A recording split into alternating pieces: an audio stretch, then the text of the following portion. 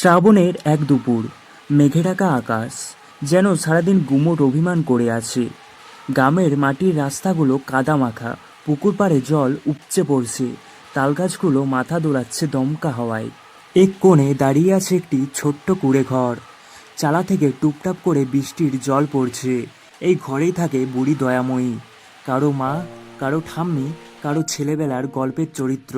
এক সময় তারও সংসার ছিল, মানুষ ছিল আশেপাশে। এখন শুধু সে আর তার সঙ্গী, একটা পুরনো কাঁসার বাটি, একটা কাঠের খুন্তি আর এক মুঠো স্মৃতি। সকালে কষ্ট করে রান্না চড়িয়েছে, একটু খিচুড়ি, একটা আলু টুকরো আর এক ফোঁটা সর্ষের তেল। নিজের মনে বলল, মুখটা জ্বলছে বটে, কিন্তু খিচুড়ির গন্ধটা বেশ লাগছে। আজ শান্তিতে খেয়ে একটা ঘুম দেব। ঠিক তখনই টুকটুক দরজায় শব্দ। দয়াময়ী চমকে উঠে দরজার দিকে তাকালো। এ বৃষ্টিতে এখন আবার কে এলো? দরজাটা আধা খুলে দেখে এক লোক দাঁড়িয়ে আছে, ভিজে গেছে, পরনে ধুতি জামা। ও বুড়িমা, চিনতে পারছো না? আমি হারান গো হারান, তোমার ভাইজির ছেলে। ওজার হাট থেকে ফিরছিলাম, হঠাৎ বৃষ্টি ধরলো, আশ্রয় খুঁজতে গিয়ে দেখি এই চেনা ঘর। বুড়ি হতবাক। হারান কত বছর পর এলো?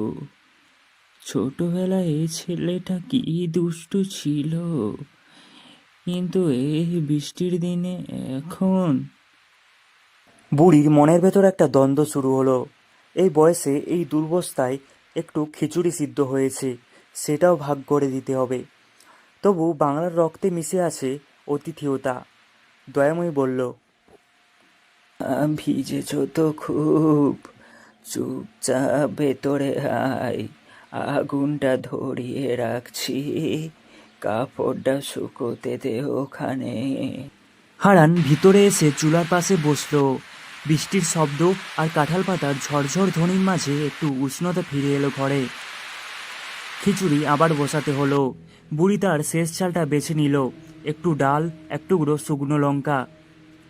হারান কথা বলতে লাগলো, ছোটবেলার গল্প, নদীর ধারে মাছ ধরা, পান্তা খাওয়া, পাখি তাড়ানো, সেসব দিনের স্মৃতি। দয়াময়ীর চোখে জল এলো। তুই তো তখন স্কুলে যাস, মাটিতে গড়াগড়ি খাস, কেমন করে এত বড় হলি?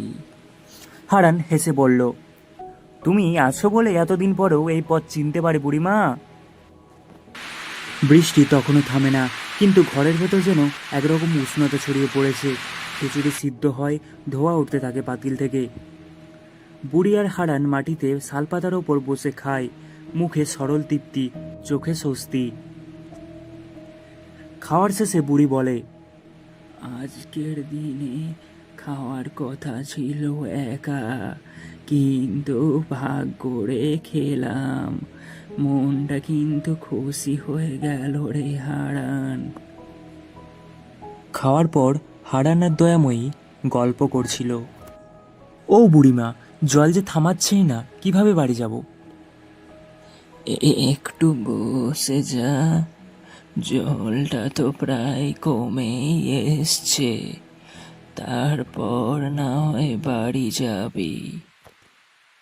কিছুক্ষণ পর জল থামিয়ে দিল। হারান এবার বাড়ি যাবে। ও বুড়িমা, তাহলে আসছি আমি। হ্যাঁ বাবা, সাবধানে যাস, আবার অন্য কোনো দিন আসবি। হারান তার বাড়ির দিকে রওনা দেয়। হারান চলে যাবার পর বুড়ি বলল, বৃষ্টির দিনে অতিথি এলো যদি সহায় আপনজন, তবে সে শুধু ঝামেলা নয়, সে তো আশীর্বাদ।